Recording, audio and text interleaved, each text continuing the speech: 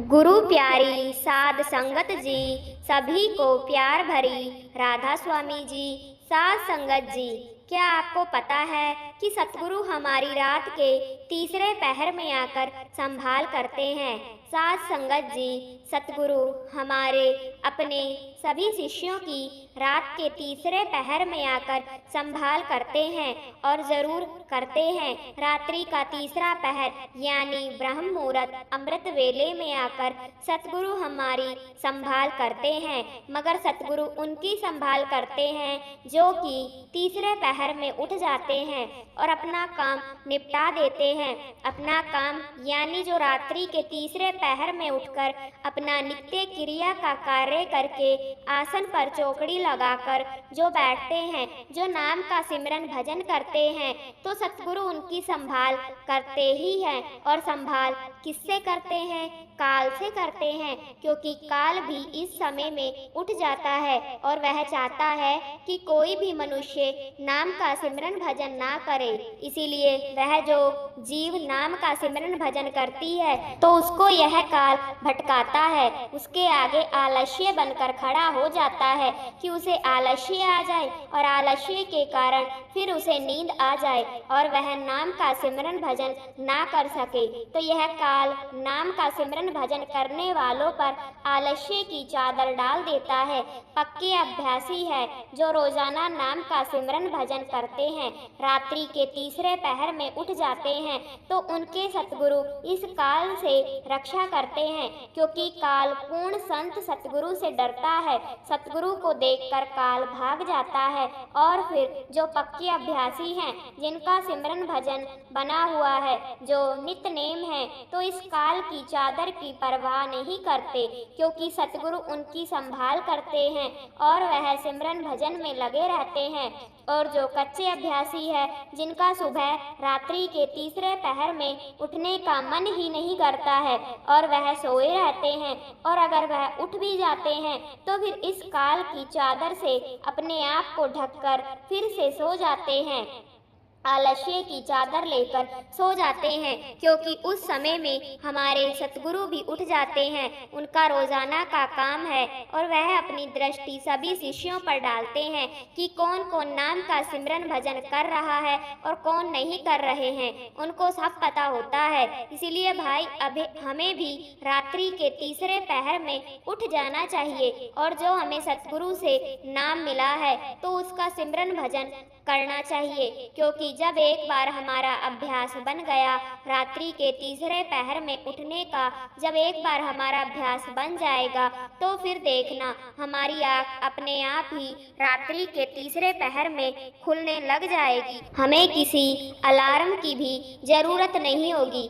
जब हमारा अभ्यास बन गया तो फिर हमारा काल भी कुछ नहीं बिगाड़ पाएगा, क्योंकि फिर हमारी संभाल करने वाले हमारे सतगुरु जो हमारे साथ होंगे, और फिर जिन पर सतगुरु का हाथ हो, जिन पर सतगुरु की दया मेहर हो जाए और जिनकी सतगुरु संभाल कर रहे हो, तो फिर उनको किस बात की चिंता है। फिर तो हम इस काल की आलस्य की चादर को फाड़कर उठकर बैठ जाएंगे। इसलिए सबसे पहले तो हमें अभ्यास बनाना होगा। हमें रोजाना रात्रि के तीसरे पहर में उठने की आदत डालनी होगी, और यह आदत तब लगेगी जब हम रात को सही समय पर सो जाएंगे। तब हमें अपने रात के सोने के समय में भी बदलाव करना है, क्योंकि जब हम रात को सही समय पर सोएंगे तो फिर हम सुबह जल्दी उठ पाएंगे, रात्रि के तीसरे पहर में उठकर नाम का सिमरन भजन कर पाएंगे और सतगुरु की दया मेहर हासिल कर पाएंगे। और जो व्यक्ति सुबह उठकर रात्रि के तीसरे पहर में उठकर नाम का सिमरन भजन कर लेता है तो फिर उसका सारा दिन ही बहुत ही अच्छा व्यतीत होता है, क्योंकि सुबह के समय की जो शुरुआत ही नाम के साथ हुई है, परमात्मा की भक्ति के साथ हुई है, नाम की भक्ति से हुई है, सतगुरु के आशीर्वाद से हुई है, तो फिर सारा दिन तो अच्छा बीतेगा ही। इसलिए हमें रात्रि के तीसरे पहर में उठने की आदत डालनी चाहिए, खास करके उन लोगों को जिनको नाम दान मिल चुका है, तो उन लोगों को तो खास ध्यान रखना चाहिए कि हमें नाम दान मिल चुका है और अब हमें इस नाम का सिमरन भजन भी करना है। फिर ही इस नाम से हम लाभ प्राप्त कर सकते हैं, फिर ही हमें नाम दान लेने का फायदा है। इसलिए जो मनुष्य रात्रि के तीसरे पहर में उठ जाते हैं, फिर वह बेफिक्र होकर नाम का सिमरन भजन करते रहते हैं, क्योंकि उनकी संभाल सतगुरु कर रहे होते हैं। और फिर उस समय जब वह नाम का सिमरन भजन करते हैं, तो फिर उनके अंदर कोई बुरे विचार भी नहीं आते हैं, कोई दुनियावी ख्याल भी नहीं आते हैं, क्योंकि रात्रि के तीसरे पहर में उठकर जब सिमरन भजन करते हैं तो उस समय हमारा दिमाग बिल्कुल फ्रेश होता है और इसके अंदर कोई भी दुनियावी विचार नहीं होते, यह बिल्कुल खाली होता है। और फिर बहुत जल्दी हमारी आत्मा उस परमात्मा के साथ जुड़ जाती है। तीसरे पातशाही श्री गुरु अमरदास जी महाराज फरमाते हैं, नाम रति रम मस बैरागी निज घर तारी लाई है। तीसरी पातशाही जी फरमा रहे हैं कि जिस व्यक्ति की लीव इस नाम के साथ जुड़ जाती है, उसकी आत्मा नाम के साथ जुड़ जाती है, तो फिर वह लोग चलते फिरते उठते बैठते जागते यानी हर समय नाम भक्ति में लगे रहते हैं। और फिर उनको घर बैठे ही सच्चे त्यागियों और पूर्ण संतों की उपाधि प्राप्त हो जाती है। और हमारे इन सारे दुखों का कारण क्या है? हमारे इन सारे दुखों का कारण है हमारे पाप, क्योंकि जो हमने पिछले जन्म में बुरे कर्म किए हैं उनको हम आज भुगत रहे हैं, कभी शारीरिक रूप से, कभी मानसिक रूप से और कभी आत्मिक रूप से। और इन बुरे कर्मों के कारण ही हमारी आत्मा का मिलाप परमात्मा से नहीं हो पाता और हम फिर इस 84 में फंसे रहते हैं, बार बार जन्म लेते हैं और बार बार मरते हैं, बस इसी चक्कर में उलझे रहते हैं और हमारी आत्मा कभी मोक्ष को प्राप्त कर ही नहीं पाती है। दूसरी पातशाही श्री गुरु अंगद देव जी महाराज फरमाते हैं, नाम निरंजन निर्मला सुनिए शुद्ध हुए। आप जी फरमा रहे हैं कि जिन लोगों की आत्मा नाम के साथ जुड़ जाती है तो फिर उनके पापों की मैल धुल जाती है, साफ हो जाती है। यानी जो हमारी आत्मा पर, हमारे मन पर गंदे गंदे संसार की माया के खिलाफ पड़े हुए हैं तो वह साफ हो जाते हैं और हमारी आत्मा पवित्र और निर्मल हो जाती है, शुद्ध हो जाती है, प्योर हो जाती है और वह सच्चे सुख को प्राप्त कर लेती है। एक बार एक व्यक्ति था जिसने इस दुनिया के सभी बुरे काम किए हुए थे, कोई भी दुनिया का ऐसा बुरा काम नहीं था जो उसने नहीं किया हो। फिर उसकी जब मृत्यु हुई तो फिर चित्रगुप्त उसकी आत्मा को लेकर धर्मराज के पास गए और फिर धर्मराज ने कहा कि चित्रगुप्त, इस जीवात्मा का मुझे पूरा लेखा जोखा बताओ। फिर चित्रगुप्त बोला कि महाराज, यह बहुत ही बुरा व्यक्ति था, इसने इस संसार के सभी बुरे काम किए हैं, ऐसा कौन सा बुरा काम है जो इस व्यक्ति ने ना किया हो। फिर धर्मराज चित्रगुप्त से बोले कि फिर बताओ इसको क्या सजा मिलनी चाहिए। फिर चित्रगुप्त बोला कि महाराज, यह तो नरक में जाने के काबिल है, इसे तो नरक में ही भेज देना चाहिए। और फिर हुक्म हुआ कि इसको नरक में ले जाओ। और फिर जब पहरेदार उस जीवात्मा को नरक की ओर ले जा रहे थे तो तभी चित्रगुप्त ने पीछे से आवाज लगाई। चित्रगुप्त जोर से चिल्लाया कि महाराज रुको रुको, मैंने इस जीवात्मा का लेखा जोखा सही तरह से नहीं देखा है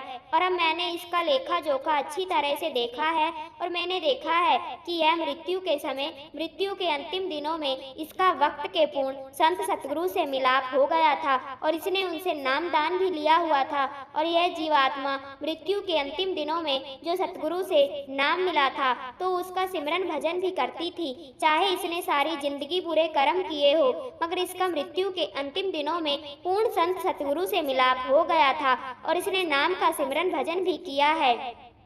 और इस जीवात्मा का अपने सतगुरु के साथ अति प्रेम था और इस जीवात्मा ने अपनी आत्मा को नाम के साथ जोड़ लिया था। और महाराज, इसने अपने ध्यान को आज्ञा चक्र से भी जोड़ लिया था और महाराज इसको शब्द धुन भी सुनाई देने लगी थी। इसने शब्द धुन सुन ली थी और इसने शब्द का प्रकाश भी देख लिया था और फिर इसको शब्द धुन 24 घंटे सुनाई देने लगी थी। और तो और महाराज, जिस वक्त इसके प्राण निकल रहे थे तो उस समय भी यह शब्द धुन ही सुन रहा था। इसलिए महाराज, यह तो स्वर्ग या नरक इनमें से किसी का भी आगामी नहीं है महाराज, यह तो इससे ऊपर निकल गया है, यह तो मोक्ष को प्राप्त कर चुका है, इसलिए इसे मोक्ष ही मिलना चाहिए था। अब देखो साध संगत जी, एक तरफ वह जीवात्मा नरक में जाने वाली थी, मगर वक्त के पूर्ण संत सतगुरु के हुक्म में रहकर उसने नाम की कमाई की और फिर नाम की कमाई भी ऐसी की कि उसे शब्द धुन सुनाई देने लगी और शब्द का प्रकाश भी दिखाई देने लगा और उसे मोक्ष प्राप्त हुआ। क्योंकि साध संगत जी, जो भी जीवात्मा सच्चे हृदय के साथ सतगुरु के हुक्म में रहकर नाम का सिमरन भजन करती है, जो रात्रि के तीसरे पहर में उठ जाती है और फिर जब जीवात्मा शब्द धुन सुनने लग जाती है, शब्द का प्रकाश देखने लग जाती है, तो फिर उसके जितने भी पाप होते हैं तो वह नष्ट हो जाते हैं। क्योंकि फिर वह किसी भी अवस्था में हो उसका अभ्यास बन जाता है। पहली पातशाही श्री गुरु नानक देव जी महाराज फरमाते हैं, सो सुखिया जो नाम आधार। आप जी फरमा रहे हैं कि वह व्यक्ति ही सुखी है, भाग्यशाली है, जिसने अपने आप को नाम के साथ जोड़ लिया है और फिर उस व्यक्ति का केवल एक ही लक्ष्य होता है, नाम का सिमरन भजन करना, नाम की कमाई करना। इसके अलावा फिर उस व्यक्ति का कोई भी लक्ष्य नहीं होता है। क्योंकि जो व्यक्ति शब्द धुन सुनने लग जाते हैं तो उनकी गति तो बहुत ही उत्तम होती है और वह साधारण सतपुरुष बन जाते हैं और वह एक दिन सतगुरु का ही रूप बन जाते हैं और उनको देवताओं की पदवी प्राप्त हो जाती है। क्योंकि नाम में इतनी ताकत है कि एक बुरे से बुरे व्यक्ति भी प्रशंसा के लायक बन जाते हैं जब वह शब्द नाम की कमाई करता है, अपने दिल की तारों को इस नाम के साथ जोड़ लेता है। और जो व्यक्ति रात्रि के तीसरे पहर में उठकर नाम का सिमरन भजन करता है तो उनका तो कहना ही क्या है। क्योंकि जो व्यक्ति रात्रि के तीसरे पहर में रोजाना नाम का सिमरन भजन करता है तो फिर वह और भी जल्दी से आगे की तरफ बढ़ता है, वह और जल्दी तरक्की को हासिल कर लेता है। और जो रोजाना सिमरन भजन करता है रात्रि के तीसरे पहर में उठकर, जब उसका अभ्यास बन जाता है तो फिर उसे काल परेशान नहीं करता है, काल बीच में आकर कोई रुकावटें नहीं डालता है। क्योंकि उस समय सतगुरु जी हमारी संभाल कर रहे होते हैं। काल कोशिश तो करता है कि इन्हें नाम का सिमरन भजन ना करने दो, मगर सतगुरु को देखकर काल भाग जाता है और फिर जीवात्मा बड़े ही आराम के साथ नाम का सिमरन भजन करती रहती है। फिर ना ही उन्हें आलस्य आता है और ना ही उन्हें नींद सताती है। इसीलिए साध संगत जी, जो भी हमारे भाई बहन रात्रि के समय में उठकर सिमरन भजन नहीं करते हैं तो हम तो कहते हैं कि उन्हें रात्रि के तीसरे पहर में उठकर नाम का सिमरन भजन करना चाहिए। क्योंकि अगर हम रात्रि के तीसरे पहर में उठकर सिमरन भजन को पूरा समय देते हैं तो फिर हमें पूरे दिन में सिमरन भजन पर बैठने की जरूरत नहीं होगी। क्योंकि फिर तो हमारे अंतर में वैसे ही नाम का सिमरन भजन चलता रहता है। साध संगत जी, आगे आप फरमाते हैं कि आलस्य करने की आदत बहुत ही बुरी आदत है। हमारे में से ही कई ऐसे लोग हैं जो बहुत ज़्यादा आलस्य करते हैं।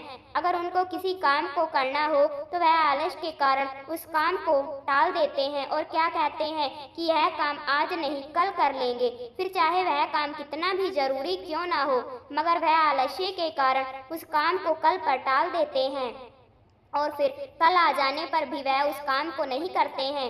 अगर सही कहो तो आलस्य एक तरह की बीमारी ही है। एक माता पिता अपने बेटे से बहुत परेशान थे जो बहुत ज़्यादा आलसी था और वह लड़का खुद भी अपने आलसीपन से बहुत ज़्यादा परेशान था। वह हर काम करना तो चाहता था मगर आलस के कारण वह उस काम को नहीं कर पाता था। फिर एक दिन उस लड़के के पिता ने अपने गुरु के आश्रम में उस लड़के को भेज दिया और कहा कि बेटा तुम गुरु जी से जाकर मिलो, तुम्हें जरूर लाभ होगा। फिर दूसरे दिन सुबह वह लड़का माता पिता के कहने के अनुसार उनके गुरु से मिलने चल पड़ा। उनके आश्रम में जब वो लड़का उनके आश्रम में पहुंचा तो देखा कि गुरुजी ध्यान में मगन थे। फिर वो लड़का वहीं बैठकर कुछ देर तक गुरुजी का इंतजार करने लगा और जब वह ध्यान करने के बाद जब उन्होंने अपनी आंखें खोली तो देखा कि एक लड़का उनके सामने बैठा है। फिर उस लड़के ने गुरुजी को प्रणाम किया और उस लड़के ने गुरुजी को बताया कि मेरे माता पिता ने आपके पास भेजा है कि तुम गुरुजी से जाकर मिलना। तो गुरुजी ने पूछा कि बेटा बताओ किस लिए आए हो। फिर वह लड़का बोला कि गुरुदेव जी, मैं आलस्य से बहुत परेशान हूँ और यह आलस्य नाम की बीमारी मुझ पर दिन ब दिन हावी होती जा रही है। मगर मैं कुछ भी नहीं कर पा रहा हूँ, इसलिए कृपया करके मेरा मार्गदर्शन कीजिए और मुझे कोई ऐसा उपाय बताएं जिससे कि मैं अपने इस आलस्य को त्याग कर एक सुखी जीवन व्यतीत कर सकूं। फिर गुरुजी बोले कि बेटा, आलस्य केवल उसी व्यक्ति के जीवन में होता है जिसके जीवन में कोई बड़ा लक्ष्य ही नहीं होता, जो कि जीवन को जीते नहीं है, केवल काटते हैं। फिर उस लड़के ने कहा, हाँ गुरुदेव, मेरे जीवन में भी कोई बड़ा लक्ष्य नहीं है, मैं तो केवल जीवन जीते जा रहा हूँ और जीवन की परिस्थितियाँ मुझे जिस ओर ले जाती है तो मैं उस तरफ ही चला जाता हूँ। इसलिए गुरुदेव कृपया करके मुझे वह तरीका बताएं कि जिससे मैं अपने आलस्य नाम की बीमारी से छुटकारा पा सकूं। फिर गुरु ने कहा कि हमारे जीवन में आलस्य इन 3 मुख्य कारणों से आता है। इसलिए सबसे पहला कारण है कि हमारा जीवन में कि किसी बड़े लक्ष्य का ना होना, और दूसरा कारण है कि अपने शरीर और मन को ना समझना, और तीसरा कारण है कि आलस्य और कामचोर व्यक्तियों की संगत करना। फिर उस लड़के ने कहा कि हे गुरुदेव, जरा मुझे इन तीनों बातों को विस्तार से समझाइए। फिर गुरुजी बोले कि देखो बेटा, जिस व्यक्ति के जीवन में कोई बड़ा लक्ष्य ही नहीं है तो उस व्यक्ति के जीवन से आलस्य कभी जा ही नहीं सकता, क्योंकि एक स्पष्ट लक्ष्य व्यक्ति को निरंतर उत्साहित और कर्मशील व्यक्ति बनाकर रखता है। और फिर जब व्यक्ति के जीवन में आलस्य का आगमन होता है तो फिर यह मजबूत लक्ष्य ही उस व्यक्ति को याद दिलाता है कि यह समय आलस्य करके बर्बाद करने का नहीं है, बल्कि कर्म करने का है। मगर लक्ष्य ऐसा होना चाहिए जिसको तुमने अति उत्साह या निराशा के क्षणों में बनाया हो, क्योंकि उत्साह और निराशा के पलों में बनाए गए लक्ष्य इन परिस्थितियों के होते ही कमजोर और क्षीण पड़ जाते हैं। इसलिए लक्ष्य का निर्धारण हमेशा ही अनुकूल परिस्थितियों में और बहुत ही सोच समझकर और शांत दिमाग से करना चाहिए, और वह लक्ष्य तुम्हारी भावनाओं और दिल से जुड़ा हुआ होना चाहिए, और साथ ही उस लक्ष्य के बनाने के पीछे का एक बहुत ही मजबूत कारण भी होना चाहिए कि आखिर तुम उस काम को क्यों करना चाहते हो, क्योंकि जब तुम अपने लक्ष्य से भटक रहे होंगे तो फिर उस लक्ष्य के पीछे का मजबूत कारण ही वह शक्ति होगी जो तुम्हें अपने लक्ष्य की तरफ वापस खींच लाएगी। और अगर तुम्हारा लक्ष्य ऐसा है जिसके बारे में सोचकर ही तुम्हारे अंदर जोश भर जाता है और आंखों में आंसू आ जाते हैं, तो फिर तुम्हें चिंता करने की कोई ज़रूरत नहीं है, क्योंकि तुम्हारा वह लक्ष्य ही तुम्हारे आलस्य को खत्म कर देगा। फिर गुरुदेव ने आगे कहा कि कुछ ऐसे भी लोग होते हैं जिनके जीवन के अंदर एक लक्ष्य तो होता है मगर वह फिर भी आलस्य करते हैं, और फिर उनके जीवन में आलस्य का कारण है कि ऐसे लोग यह नहीं समझ पाते कि हमारा मन काम कैसे करता है, क्योंकि हमारा मन बहुत ही चालाक है और यह हमारे साथ हर समय खेल खेलता रहता है, और यह कभी भी किसी काम का विरोध नहीं करता जहाँ तो यह उस काम को टाल देता है या फिर उस काम करने में आने वाली कठिनाइयों को बढ़ा चढ़ाकर दिखाता है। जैसे कि अगर हम उससे कहें कि पढ़ाई करनी है तो फिर वह कहेगा थोड़ी देर आराम कर लेते हैं फिर पढ़ाई कर लेंगे, और अगर हम उससे कहें कि भक्ति करनी है, ध्यान करना है, तो फिर यह कहेगा कि ध्यान भक्ति करने का सबसे अच्छा समय तो सुबह सुबह का होता है, ब्रह्म मुहूर्त का होता है, इसलिए कल सुबह से जल्दी उठेंगे और फिर ध्यान कर लेंगे। और फिर ना तो तुम सुबह जल्दी ब्रह्म मुहूर्त में उठ पाओगे और फिर ना ही कभी भक्ति ध्यान कर पाओगे। और अगर तुम अपने मन से कहोगे कि धन कमाना है तो फिर यह कहेगा कि क्या इतना आसान काम है धन कमाना, क्योंकि अगर इतना आसान काम होता आज सभी लोग अमीर होते। फिर उस लड़के ने कहा कि हे गुरुदेव, फिर इस मन की चाल का समाधान क्या है? फिर गुरुदेव ने कहा इस मन के साथ भी वही करो जो यह तुम्हारे साथ करता है। जब तुम्हारा मन कहे कि थोड़ी देर आराम कर लेते हैं तो फिर काम करेंगे, तो फिर तुम तुरंत इससे कहो कि थोड़ी देर के लिए ही क्यों, बहुत देर तक आराम करेंगे, मगर पहले इस काम को खत्म कर लेते हैं। और फिर जब मन कहे कि आज स्वादिष्ट भोजन कर लेते हैं, कल से काम करेंगे, तो फिर तुम तुरंत इससे कहो स्वादिष्ट ही क्यों, बहुत ज्यादा स्वादिष्ट भोजन करेंगे, मगर काम आज से ही शुरू करेंगे। यानी कि तुमने अपने मन को मूर्ख बनाना है जैसे हमें बनाता है। फिर लड़के ने पूछा कि गुरुदेव, मगर मुझे अपने मन को मूर्ख कब तक बनाना पड़ेगा? फिर गुरु ने कहा कि जब तक तुम अपनी जिंदगी को आलस्य से दूर रखना चाहते हो तब तक फिर गुरु ने कहा कि जहाँ तुम अपने इस मन को मूर्ख बनाओ, नहीं तो यह मन तुम्हें मूर्ख बना ही रहा है। फिर लड़के ने कहा, गुरुदेव, कभी कभी मैं निश्चय करता हूँ कि कल से इस काम को जरूर करूँगा और अपना समय बर्बाद नहीं करूँगा, मगर अगला दिन आते ही मैं फिर से काम को टालना शुरू कर देता हूँ। मैं सुबह सोचता हूँ कि अभी तो पूरा दिन पड़ा है, दोपहर में काम कर लूँगा, और फिर जब दोपहर हो जाती है तो मैं सोचता हूँ कि शाम को कर लूँगा, और फिर शाम से रात भी हो जाती है, मगर मैं अपना काम शुरू भी नहीं कर पाता हूँ और फिर बाद में पछताता रहता हूँ। समय बर्बाद करने के लिए खुद को सताता रहता हूँ, और फिर अगले दिन भी मेरे साथ यही होता है, और उससे अगले दिन भी मेरे साथ यही होता है, और यही लगातार चलता आ रहा है। मैं समय को सही तरीके से प्रयोग नहीं कर पा रहा हूँ। फिर गुरु ने कहा कि बेटा, बात समय को सही से प्रयोग करने की नहीं है, बात तो मन को सही ढंग से प्रयोग में लाने की है। जब तक तुम्हारा मन सही से व्यवस्थित नहीं होगा, तब तक तुम समय को व्यवस्थित कर भी नहीं सकते हो।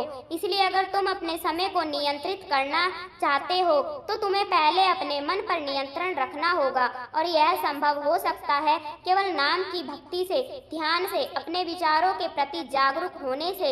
इसलिए साध संगत जी, गुरुजी ने उस आलसी लड़के से बिल्कुल ठीक ही कहा था कि हम अपने मन को व्यवस्थित किए बिना अपने समय को व्यवस्थित नहीं कर सकते हैं। फिर उस लड़के ने कहा कि हे गुरुदेव, कभी कभी ऐसा भी होता है कि किसी काम को करने का मन भी होता है और वह काम जरूरी भी होता है, मगर उस समय हमारा शरीर आलस्य करता है और हमारे शरीर में इतनी ऊर्जा नहीं होती कि हम उस काम को कर सके, और अगर हम उस काम को शुरू कर भी देते हैं तो फिर बहुत जल्दी ही हमारा शरीर थक जाता है और फिर हम उस काम को आगे के लिए टाल देते हैं, या फिर अगर हम उस काम को करते भी हैं तो वह काम सही से नहीं हो पाता है। फिर गुरु ने कहा कि तुम अपने मन को तो मूर्ख बना सकते हो, मगर अपने शरीर को कैसे मूर्ख बनाओगे, क्योंकि शरीर ऊर्जा से चलता है और ऊर्जा मिलती है भोजन करने से, और अगर तुम ऐसा भोजन करते हो जिसमें कोई ऊर्जा है ही नहीं, कोई जीवन है ही नहीं, तो फिर तुम्हारे शरीर को ऊर्जा कैसे मिलेगी, और फिर ऐसा भोजन करने से